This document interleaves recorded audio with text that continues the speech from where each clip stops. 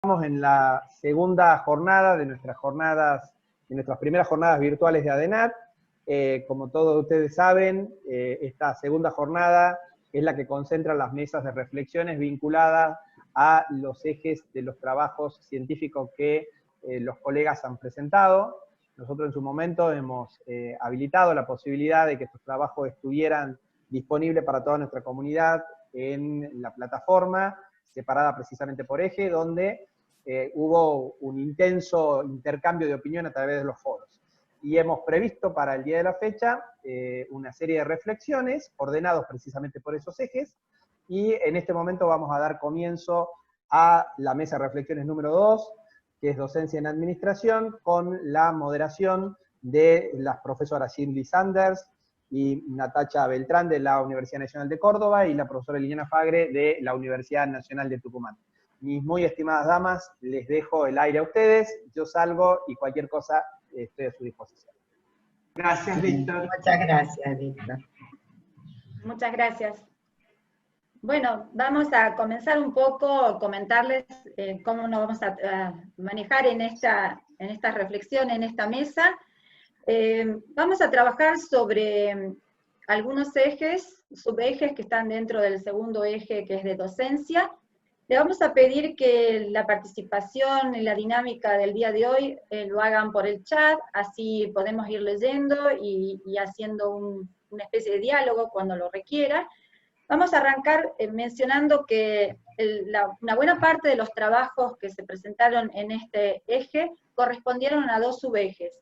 El subeje de metodologías innovadoras en las enseñanzas de administración, prácticas docentes aplicadas a la enseñanza, que en esto los trabajos son aquellos cátedras, materias que vienen trabajando y le están dando una continuidad a distintas actividades, metodologías de trabajo puestas en ejercicio a lo largo del tiempo de existencia de esas materias.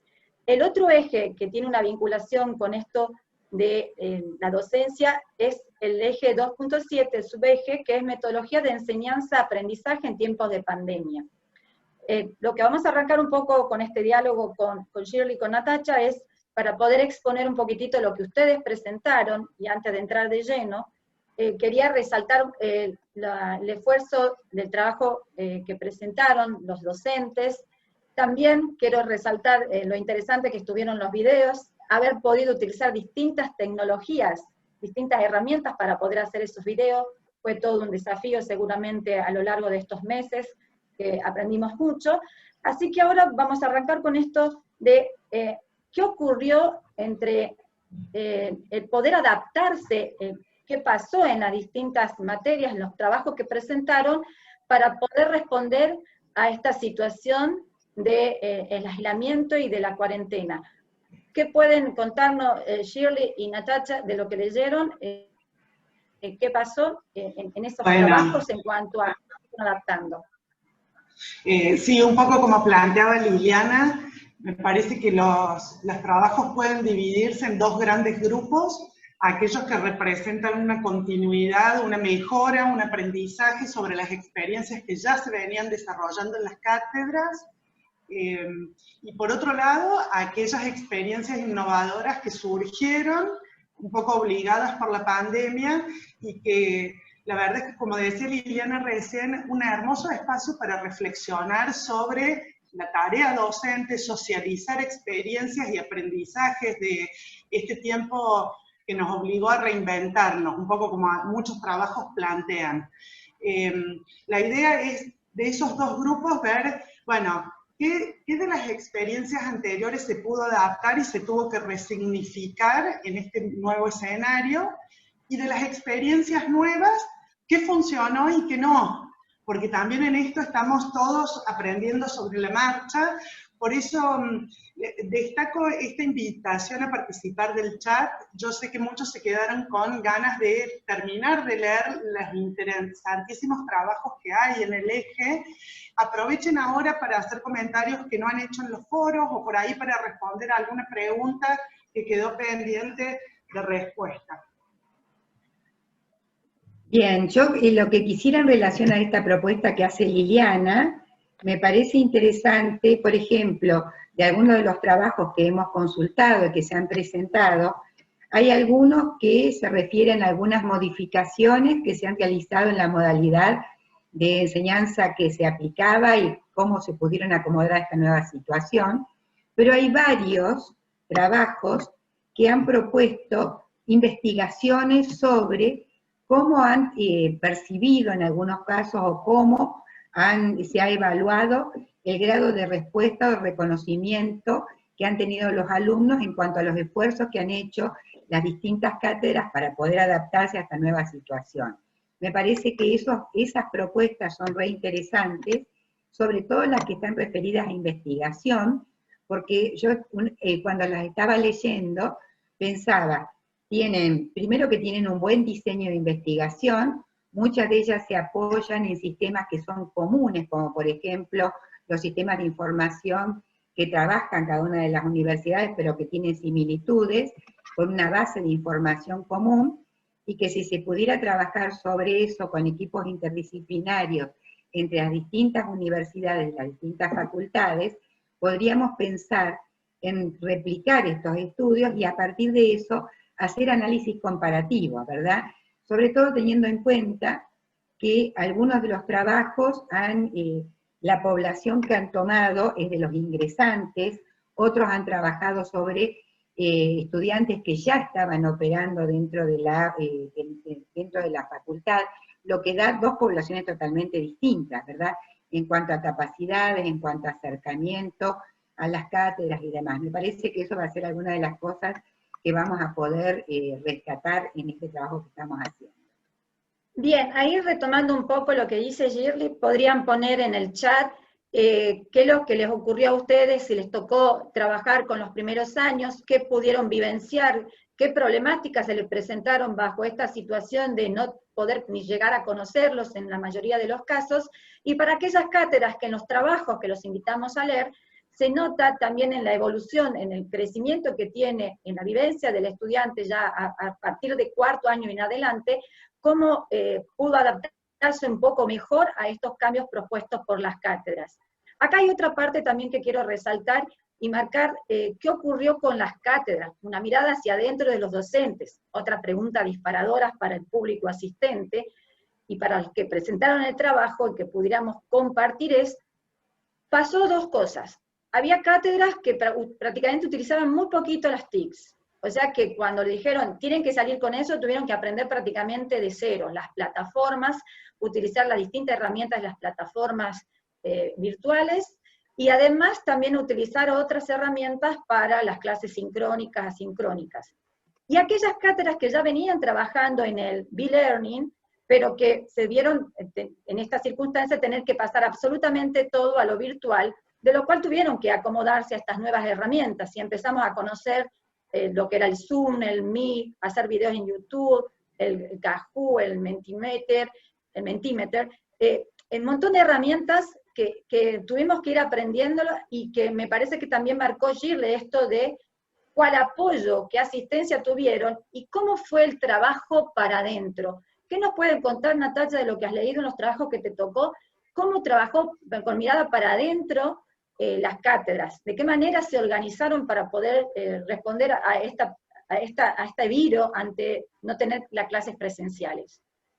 Sí, hay como una resignificación del rol docente, y en alguna medida en los trabajos se plantea esto de tener que incorporar nuevos roles. Los docentes, aparte de manejar los contenidos, nos enfrentamos al desafío de manejar la tecnología, de gestionar la tecnología. Hay trabajos interesantes en relación a cómo estructurar el aula virtual o qué información brinda el aula virtual también para pensar los resultados y repensar la propuesta pedagógica.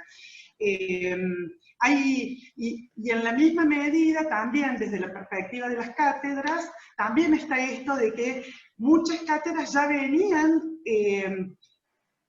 rediscutiendo el rol de docente, estas propuestas de aulas invertidas, de aprendizajes por proyectos, de autoaprendizaje, de reflexión sobre la experiencia, sobre todo en los últimos años, se puede aplicar, y en el posgrado, en donde los estudiantes ya tienen un bagaje de experiencias sobre las cuales pueden construir aprendizajes, y nosotros como mentores, como andamios, en ese proceso. Hay por un lado, procesos que se aceleraron como consecuencia de esta transformación digital repentina, pero también hay muchas cátedras que ya venían discutiendo esto en el marco de la presencialidad. Y hay propuestas interesantísimas como la gamificación, bueno, esto que decía del aprendizaje por proyectos. Hay lindas reflexiones sobre cómo esto se redimensionó en el marco de la virtualidad, que nos ofrece herramientas, pero que también nos quita ese contacto directo y esa posibilidad de empatizar con el alumno, con solo verle la cara y leer el comportamiento, que en la pantalla no lo tenemos.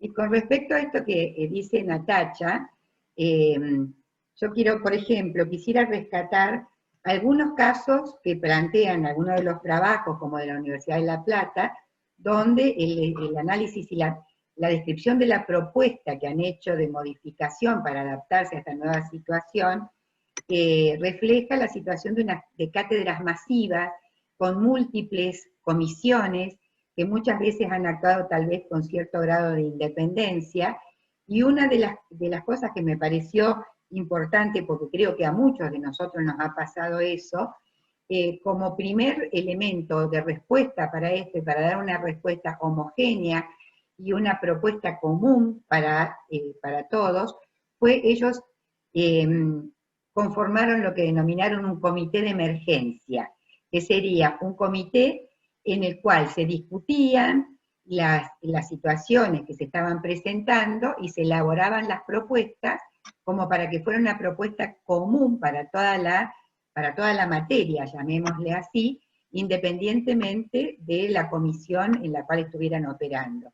Por otro lado, por ejemplo, en lugar de tener clases diferenciadas por comisión, las clases teóricas las unificaron, pusieron una clase única para todas las divisiones, se modificó el rol de los tutores, y también hay algo que rescataron: cambiaron la forma de desarrollo de las actividades y la forma de evaluación que se estaba aplicando hasta ese momento, porque significaba, lo que se vio, es que significaba una carga enorme para los docentes para poder atender en tiempo y forma y dar respuesta a todas las situaciones que ellos querían evaluar, y por lo tanto, uno de los aspectos que se marca es esto, o sea, realmente hay mucho trabajo desde el punto de vista del docente para elaborar una propuesta, o sea, desde el equipo, por supuesto, una propuesta para los estudiantes, hay mucho trabajo por parte del estudiante, pero realmente, que también lo vi en otro trabajo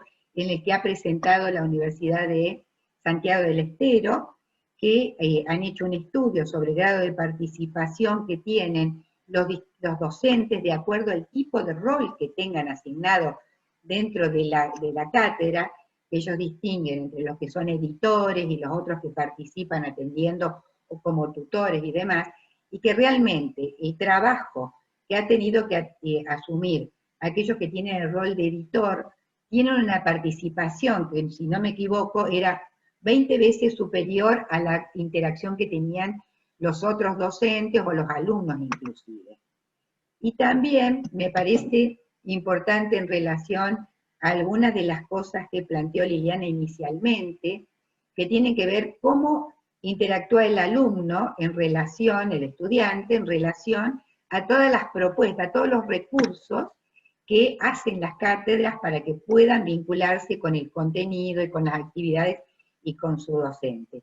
Y quedó en la investigación que han hecho, en las encuestas, que también se refuerza con lo hecho en otras de las facultades, que los alumnos en promedio, por ejemplo, se toman contacto con un video por no más allá de 4 minutos promedio. Lo que refuerza lo que muchos de nosotros hemos planteado, que en realidad las clases virtuales muy extensas o los videos con mucho tiempo, en realidad no son exitosos, porque los alumnos no toman ese tiempo para ver un video que tenga 10, 15 minutos. En realidad tienen que ser como pequeñas propuestas, como pequeños videos cortos, porque ellos consultan los que la propia cátedra elabora, pero también consultan videos anteriores o videos propuestos en otros espacios que ellos consideran que también los enriquecen, ¿no? O sea que son modificaciones importantes. Bien, yo voy echando cosas que se me van ocurriendo de las cosas que hemos visto en los distintos trabajos, ¿no? Adelante. Bien, retomando un poco ahí para rescatar lo que viene diciendo Natacha y Shirley, nosotros de los trabajos de lo que leímos, pudimos ver que hubo un trabajo para dentro de las cátedras y también después el trabajo para estar frente a los alumnos. Eso implicó modificar entre otras cosas el tema de la comunicación. ¿Qué vieron en los trabajos que leyeron? Y yo después voy a hacer también mis aportes de los que me tocó a mí, con respecto a cómo se vio modificado los distintos canales y la manera de comunicarse de las cátedras con los estudiantes. Bueno, en general, esto tiene que ver un poco con el doble, los dos grupos de usuarios que operan con la tecnología y cómo las necesidades de los estudiantes son distintas a las necesidades de los docentes. Por ahí la percepción del tiempo del estudiante siempre está vinculada a la inmediatez. Y por ahí se juntan a hacer los trabajos en grupo de noche y escriben en el foro de noche y esperan alguna respuesta inmediata. Entonces, si bien la tecnología nos acerca, no siempre estamos a la altura de las expectativas de inmediatez de los estudiantes. Ahí me parece que hay una cuestión que hay que equilibrar. Eso por un lado, por una faceta de la comunicación. Pero en el fondo creo que un poco lo que se está extrañando más de la presencialidad, más allá de que hay muchas cosas que van a quedar, esto de las clases grabadas, por más que los alumnos no miren los videos mucho tiempo, es lo que en definitiva terminan agradeciendo, tener la clase grabada para el final. Hay una cosa que sí se extraña y es la posibilidad de comunicarse cara a cara. Esa inmediatez que ellos tienen en el aula, de frenarnos en una clase y preguntar, en la virtualidad todavía parece que no la hemos podido replicar, no encontramos esas herramientas. Hay un gran desafío en ese sentido, y la otra cara es hacia el interior de las cátedras, en donde todos los que socializan experiencias te dicen que si no hubiera habido un trabajo en equipo, coordinado, aceitado, planificado, hubiera sido imposible atender este desafío. Entonces ahí se recupera la gestión de la cátedra y de la comunicación al interior del equipo como algo clave para el éxito. Complementando lo que dice Natacha, me pareció interesante. O sea, hay un punto en común que tienen casi todos los trabajos, que en las investigaciones que han realizado, el problema común es la conectividad, ¿verdad? Porque, por ejemplo, hay un estudio de Río Cuarto que hace una indagación sobre el lugar de residencia, con quién vive, la posibilidad de acceso, etc. Entonces, uno de los problemas es la conectividad, que es un factor común que está en todos lados, independientemente de cuál sea la facultad o la universidad que esté trabajando el tema. Y por otro lado, que también se vio que en general los alumnos, el dispositivo que usan para ingresos, sobre todo, son los teléfonos, ¿verdad? Como medio de acceso. Por otro lado, también plantean, tomando esto que decía Natacha de las necesidades y los momentos, me pareció reinteresante en el caso del trabajo de la Universidad de Santiago, que ellos trataron de detectar cuáles eran los días y las horas en que los alumnos entraban a las aulas para consultar, para participar y demás. Y vieron que en realidad la mayoría, primero que todos los estudiantes prácticamente no entraban el fin de semana, o sea que se toman el descanso con mucho mayor seriedad que nosotros los docentes, y entran en general de lunes a miércoles. Entonces, ¿qué fue lo interesante de eso? Que teniendo ese tipo de información, ellos pudieron reelaborar los momentos en que participaban, los momentos en que subían las actividades, los momentos en que pautaban encuentros, etcétera, como para lograr que la dispersión fuera un poco más homogénea en el caso del ingreso a las aulas, ¿verdad? Estoy mirando si me olvido, si me acuerdo, está bien, pues ya me voy a acordar. Para ir leyendo las preguntas y comentarios del chat, Elsa nos dice, escucharlas es revivir lo hecho hasta ahora en nuestra facultad. Refiere a las materias a mi cargo. Es tan gratificante saber que tenemos muchas coincidencias. En nuestro caso, para numerosos estudiantes con escasos docentes, primero y segundo año del ciclo común. Marta Córdoba nos dice, mi admiración a los profesores que les tocó dictar su materia en el primer cuatrimestre. Pudieron transmitir sus experiencias en los que dictamos en el segundo cuatrimestre. Y Alicia hace un comentario acerca de la conectividad que refería Shirley, que es algo muy preocupante en su ciudad y en su zona. Tal cual. Sí. Sí, tal cual. Por ejemplo, también, o sea, voy rescatando las cosas que veía en los distintos trabajos.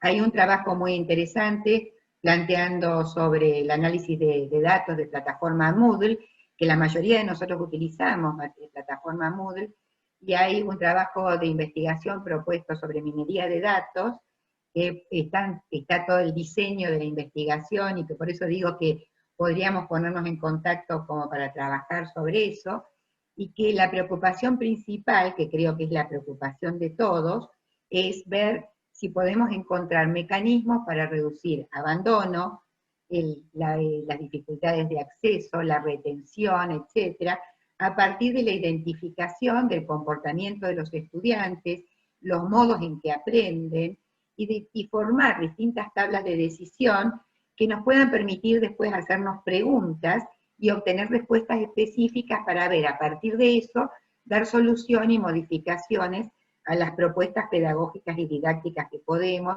establecer desde las distintas cátedras. Yo creo que quiero rescatar algo en común, sí refuerzo lo que decía al comienzo tanto Liliana como Natacha, que creo que por suerte, gran parte de nuestras cátedras, y por lo que veo en los distintos trabajos, la mayoría ya estaba trabajando con algún tipo de desarrollo, algún alcance y modalidad virtual. Entonces, en general no fue un salto tan abrupto. Nosotros a veces lo vemos en nuestra propia facultad, que en todas nuestras materias del área de administración teníamos un grado de desarrollo mucho más amplio que tal vez otras áreas dentro de la misma facultad. Entonces, lo que sí nos permitió también, por otro lado, y quiero rescatar que creo a partir de leer los distintos trabajos, que tenemos equipos docentes formados. Y eso es muy importante, porque en algunos casos tenemos espacios específicos de tecnologías educativas que nos pueden ayudar para generar respuestas enriquecedoras a lo que hacíamos. Pero en muchos otros casos es posible que los grupos de los equipos docentes hayan tenido que trabajar tal vez un poco en soledad, y lo que ha permitido salir adelante es la formación y la disposición, bueno, y la vocación docente que se puso a full en este caso de pandemia, que nos ha llevado a hacer un cambio brutal, ¿no? Bien.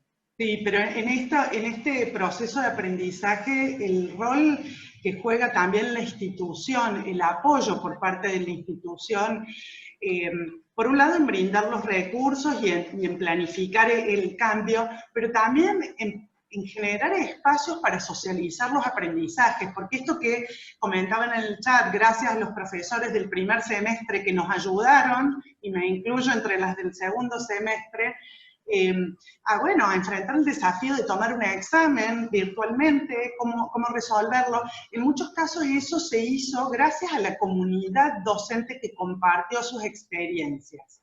Y en eso rescato también el rol de la institución y de la gestión, y ayer hubo un panel referido a la gestión institucional y tuvo que ver con este desafío del cambio. Y por otro lado, el sentirnos acompañados, el que el estudiante tenga una referencia, porque también en los trabajos vinculados al aula virtual se hace mucho hincapié en Moodle. Pero en algunas instituciones no es una decisión institucional usar una plataforma. Cada docente usa la suya, y eso a veces también juega a favor de la autonomía de cátedra, pero también va en detrimento de la organización para el estudiante, y es un dilema que hay que resolver o encontrar un equilibrio entre eso. Bueno, son temas que surgen de los trabajos y de las experiencias.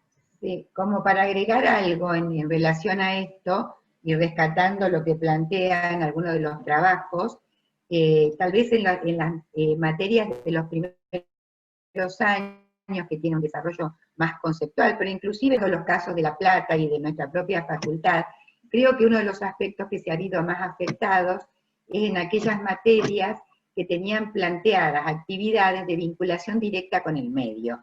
Por ejemplo, planteadas actividades que requirieran que los alumnos conformados en equipos pudieran hacer algún tipo de relevamiento sobre las distintas organizaciones del medio, como plantean los de La Plata, que tuvieron que modificarlo, o en algunas otras que son del ciclo superior, que apuntan a desarrollar determinadas habilidades y capacidades para los futuros profesionales, y que ese es un aspecto que sí se ha visto muy afectado ante la imposibilidad de tener el contacto directo el alumno con aquella organización con la cual tuviera que trabajar, ¿verdad? Sí. Bien, siguiendo un poquitito navegando en los trabajos que se presentaron, hace referencia a algunos, y fundamentalmente uno acerca de la rúbrica para la evaluación. En el caso, en este particular, tiene que ver con la evaluación de trabajos de campo, pero también un poco debatir lo que vimos en los trabajos, esto de la relevancia que tomó a partir de resignificar o modificar un poco el proceso de educación en esta situación, en que ya la evaluación fue pensada más desde el punto de vista formativa y no sumativa, y eso implicó un mayor trabajo, modificar los instrumentos, trabajar con la cátedra de manera colaborativa, participativa, para poder desarrollar toda una rúbrica de evaluación. Algunos lo expresaron claramente como una rúbrica en los trabajos, y hay otros que hicieron mención de todos los instrumentos y elementos que usaron para la evaluación. ¿Qué más tienen para agregar? Natu, creo que hay algunos comentarios en el chat, si querés revisarlos. Sí, hay varios comentarios, si me dan un espacio leo. Dice, en relación a la vivencia, y dado que tengo alumnos de curso introductorio y primer año, y también de tercer año, se nota el problema significativo en el primer año de aprobar la cursada, pero de tener problemas significativos en los orales finales por falta de vocabulario específico, dice Héctor. Tampoco tenemos feedback por la falta de presencia en pantalla directa del alumno. Exacto. Dice, la virtualidad permitió un gran trabajo en equipo donde todos los actores tuvimos que trabajar mancomunadamente, un poco lo que comentábamos recién. Rubén, hola chicas, ha sido muy compleja la situación de los docentes, estudiantes e instituciones para la adecuación. Quienes nos tocó en el primer cuatrimestre, en ciertos casos, hicimos prueba y error. Y además se vieron grandes dificultades en las tecnologías, principalmente para los estudiantes. Sí, acá vuelve a aparecer el problema de la conectividad. Luego sigo leyendo más comentarios, pero en realidad... Voy a retomar en relación a esto que acabas de leer, este comentario que dicen de los problemas de los alumnos al momento de la evaluación y demás.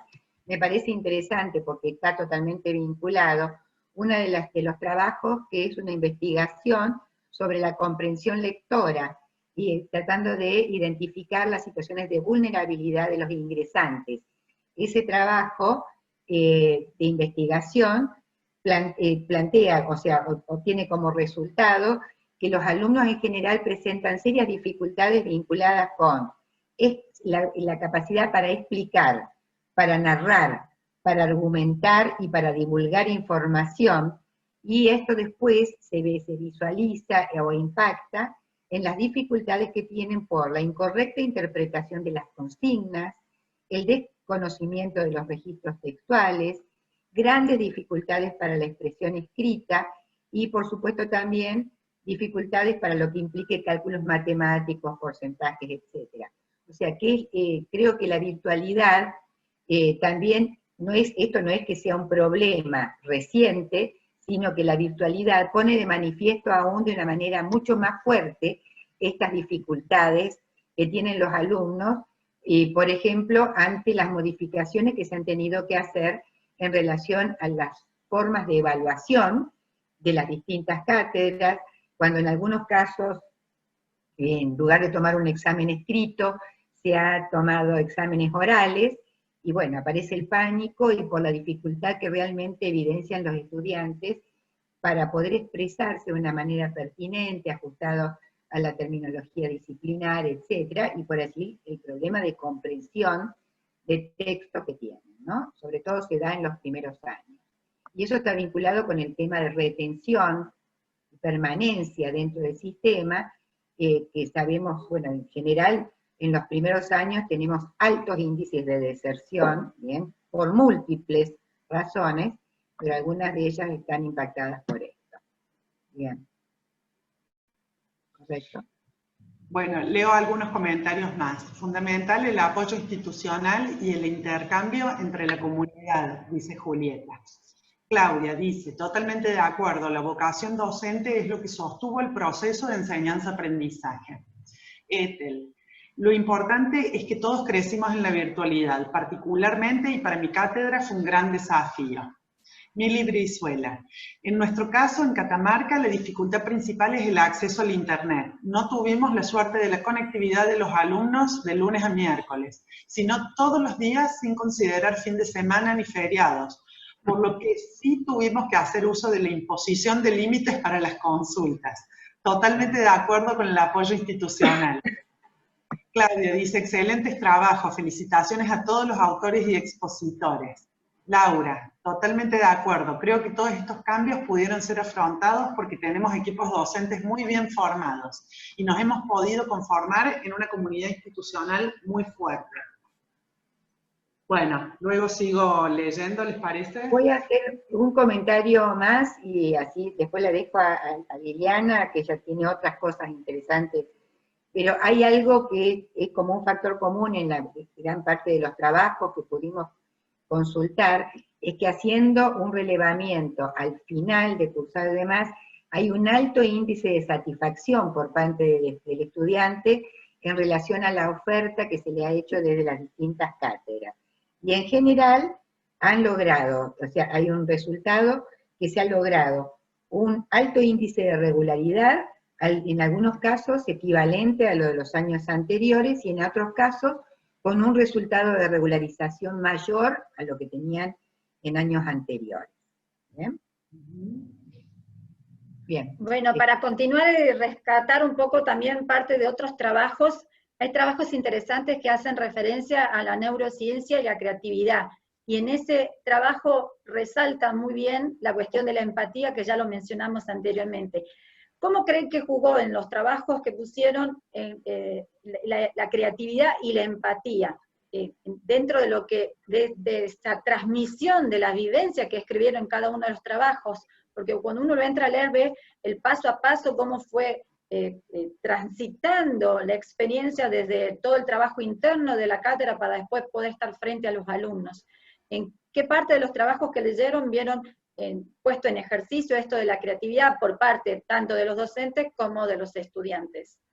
En principio, en general, la empatía está presente en todos los casos, porque todos los cuerpos docentes en lo que transmiten manifiestan la preocupación de poner su mirada desde el estudiante para ver cómo se puede ofrecer algo que responda a lo que el estudiante necesita para transitar en este proceso bajo una modalidad diferente.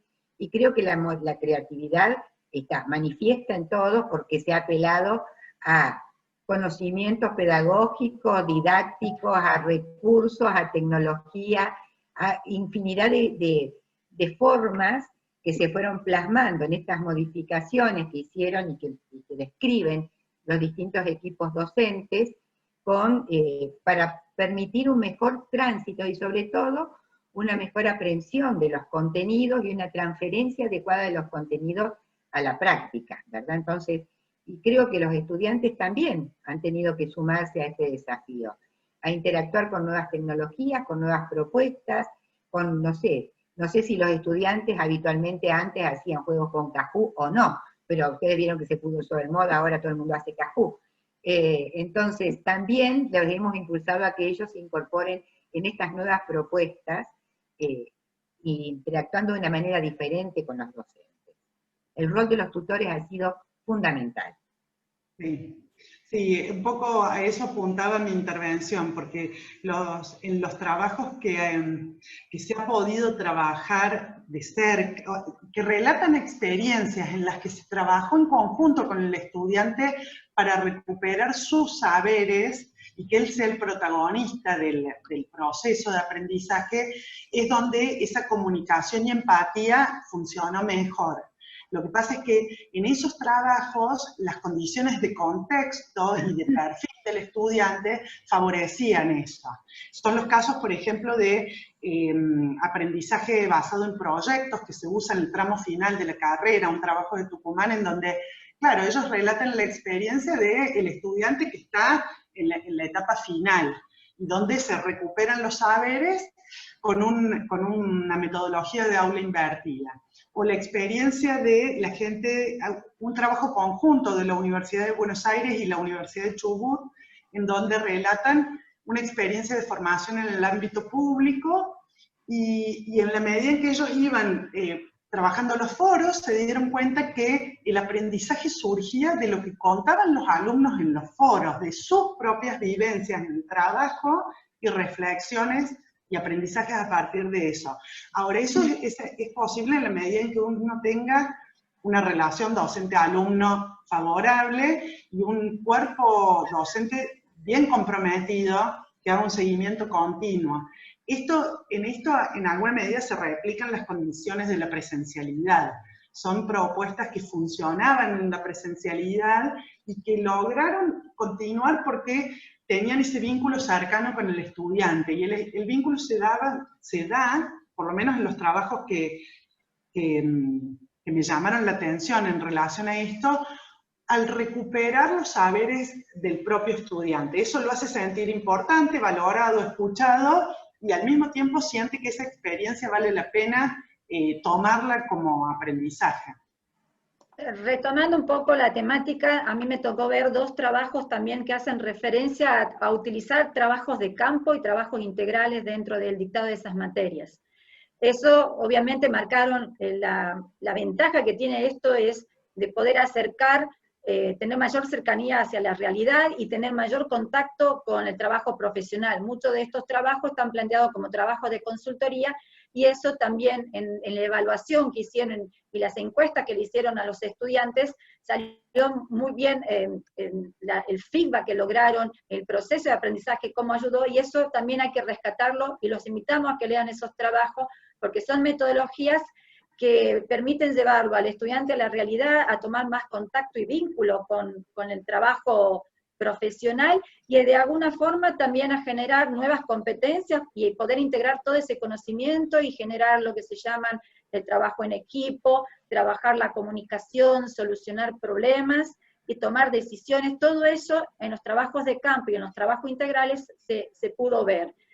Nuevamente, son muy interesantes los trabajos que presentaron, y eso también nos permite a aquellos que ya también lo utilizamos a refrescarlo y a ver quizás algunas nuevas ideas de cómo lo plantearon, que también pudieron generar con esto, que creo que también tomó un rol importante en la virtualidad, porque hubo que acompañarlo muchos, tener las clases de guía, de tutoría, usando el Meet, el Zoom, lo que fuera, también se lo pudo acompañar, entonces el alumno no se sintió solo. Estos también son metodologías, herramientas que uno va trabajando para poder tener más cercanía con la realidad y también generar ese vínculo. Obviamente que la mayoría de los trabajos que presentaron, que leí, tienen que ver con materias ya un poco más arriba en la currícula, en el plan de estudio, pero también nosotros, por ejemplo, puedo testimoniar desde la facultad, el año que viene escribiremos sobre eso, en la materia de primer año estamos haciendo un trabajo integral, acompañándolo en todas las comisiones de prácticas para que puedan construir el conocimiento, ir acompañando y evolucionando a partir de todos los temas que se van tratando en la materia. Vamos a ir también trabajando un poquitito ya para lo último, con respecto a esto de... Liliana. Sí, decime. Leo un par de comentarios, así no nos Sí. quedamos atrasadas del chat. Dice, hola Eugenia, hola, buenas tardes, muy interesante todo lo que están expresando. En nuestro caso, al dictar la materia Administración de primer año en el segundo cuatrimestre, nos permitió trabajar coordinadamente con el equipo de cátedra y prepararnos adecuadamente para poder brindar clases sincrónicas y consultas online. Esto permitió mantener un contacto estrecho y un feedback instantáneo con los alumnos. Ahí está lo de la empatía y la comunicación que hablábamos recién.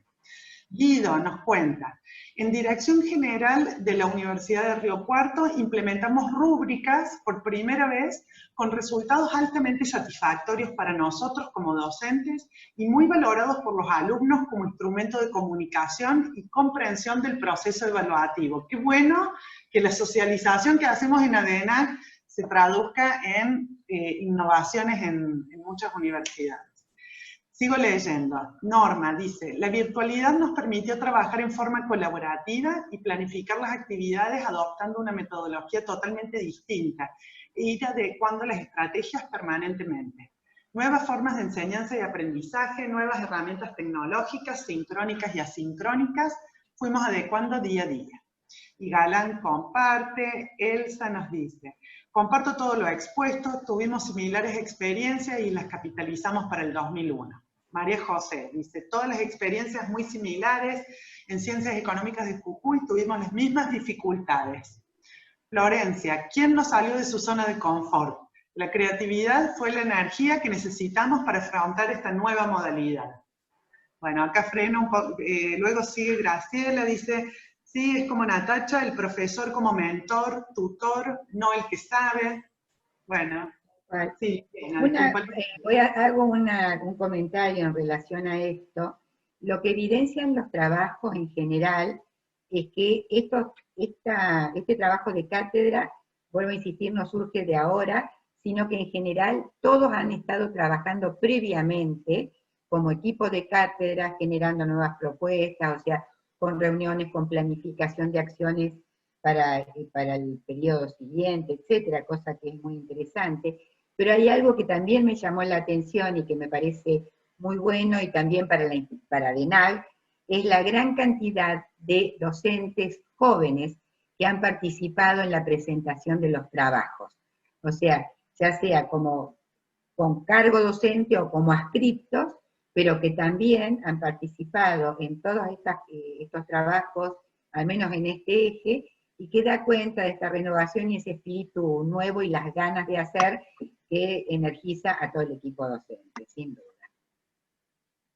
Perdón, reforzando un poco de la experiencia de Guido que implementaron la rúbrica, debo resaltar el trabajo que me tocó leer, que es el uso de la rúbrica como instrumento de evaluación, una mirada sobre los resultados de su aplicación, de Sander, David, Contrini, Iris Solara, que también ahí está muy interesante cómo plantean la rúbrica, todas las ventajas que trae, y como puso Guido, esto de la comunicación con los docentes con respecto al estudiante, que con esa rúbrica el estudiante tiene muy claro qué es lo que se evalúa, entonces después puede actuar, trabajar y generar su proceso de aprendizaje tomando en cuenta también cómo se lo va a medir, cómo se lo va a evaluar. Y la otra gran ventaja tiene que ver con el cuerpo docente. Cuando es muy numeroso, esto permite un poco no tener esas grandes diferencias en los criterios de evaluación, disminuir un poco la subjetividad en la evaluación. Entonces eso también es un tema que deberíamos incorporarlo, y creo que también en esta situación de trabajar con la tecnología nos ha llevado también a tener que elaborar mejores rúbricas o a meditarlo un poco más y a pensar que siempre es un proceso. Me encantó cuando Rubén Reina, si no me equivoco en el chat, puso esto de prueba y error. Parece como que suena improvisado, que nosotros los docentes digamos que hacemos prueba y error, pero la realidad es que hacemos eso todo el tiempo. Siempre pienso y tengo una mirada, como digo, de un vaso medio lleno, porque me falta llenarlo y completarlo, porque me permito aprender, tener lo que se llama la mejora continua. Y yo creo que esto que nos permitió como docentes pensar y bajarnos de la idea de que nos la sabemos todas, que tuvimos que bajar, aprender de nuevo, a remangarnos, porque muchos, alguito tocábamos de tecnología, pero otros tuvimos que aprender al lado de los estudiantes.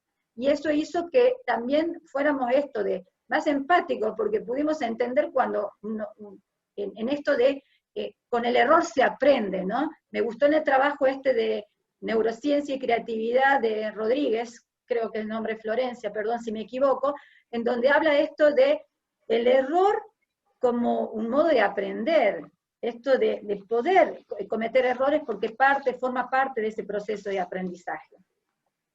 Sí. Bueno, vinculado con eso, Raquel comenta, la empatía fue un ida y vuelta, desde los docentes poder ponerse en el lugar de los alumnos y poder contenerlos en esta nueva modalidad. Y lo mismo se vivió con los alumnos, entendiendo a los docentes que también estábamos aprendiendo un nuevo modo, sobre todo los más viejitos que no tenemos tanta experiencia con las nuevas tecnologías. Estoy totalmente de acuerdo, Raquel.